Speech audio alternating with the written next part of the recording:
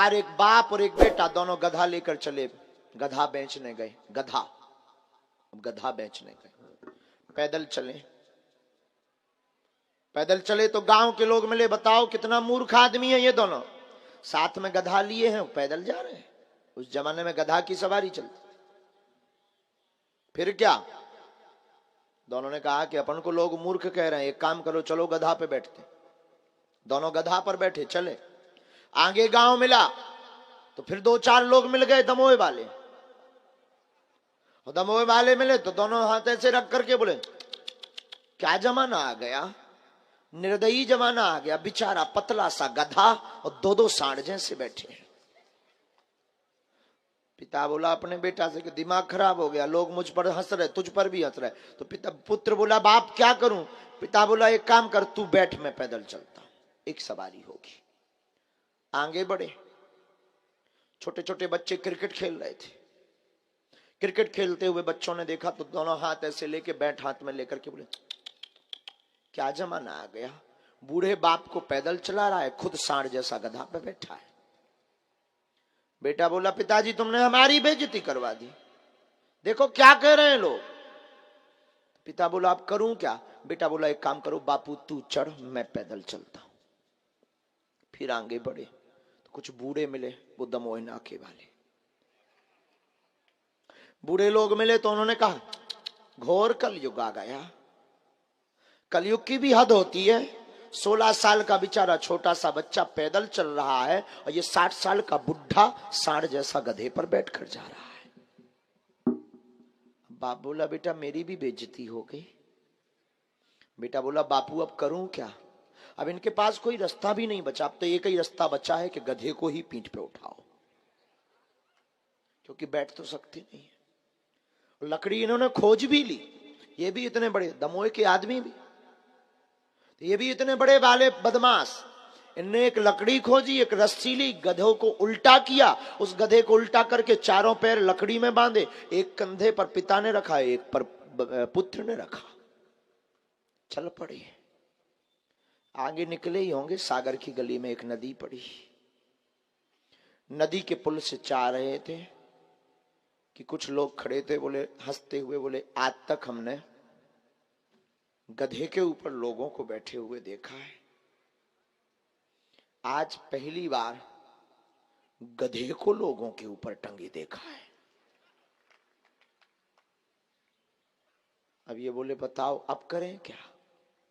बेटा बोला बापू अब कोई उपाय नहीं, अब तो गधे को फेंक दो। ये बोल ही रहे थे कि गधा फड़फड़ाया। गधा भी समझदार था, दमोह का वो भी समझदार था। वो भी फड़फड़ाया, बहुत हो गई सीमा पार, अब तुम क्या विचार कर रहे हो, हमें फेंक रहे हो, रुक जाओ, मैं तो गिरूंगा, तुम्हें भी नहीं छोड़ूंगा। हुआ भी यही, तीनों नदी में डूब पड़े। बाप बेटा तो जैसे तैसे निकल आए, गधा मारा गया क्योंकि बेचारा बंधा था। बाप बेटे लौटकर घर को आए, गधा को बेचने गए थे। बेटा बोला क्या हुआ बापू। बाप बोला जान बची सो लाखों पाए। लौट के बुद्धू घर को आए। क्या हुआ बापू, ऐसा क्यों बोल रहे हो रोते हुए। 12,000 का गधा मारा गया बेटा, अच्छा खासा 4 पैर का था। बेटा बोला क्या सबके 2 पैर के होते हैं। बाप बोला नहीं होते तो 4 के, लेकिन अपना 8 पैर का था। क्यों, क्योंकि 2 पैर हमारे 2 तुम्हारे, तो 4 पैर ये टंगे थे उसके ऊपर, 4 उसके, 8 पैर। बाप बोला बेटा एक बात बोलूं। हाँ, आज के बाद तू कसम खा, दुनिया कुछ भी बोले तू सुनना नहीं, बहरा बन जा।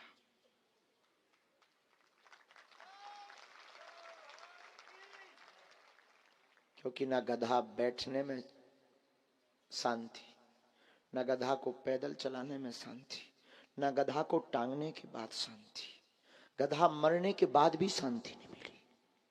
गधा मर गया, ये दोनों बच गए, और जब बाहर निकले तो लोगों ने पूछा क्या हुआ। बोले कुछ नहीं, गिर गए हैं। तो सब लोग बोले मूर्ख थे जो गधा को टांगी थी। बताओ। तब बाप ने कहा, बेटा आज एक प्रण लो, दुनिया कुछ भी बोले, दुनिया की बातों में मत आना। इसलिए मेरे पागलों, तुम अपना उच्चारण नहीं, आचरण आज से सुधारो, और आचरण ऐसा करो कि हनुमान जी को तुम्हारा आचरण भा जावे।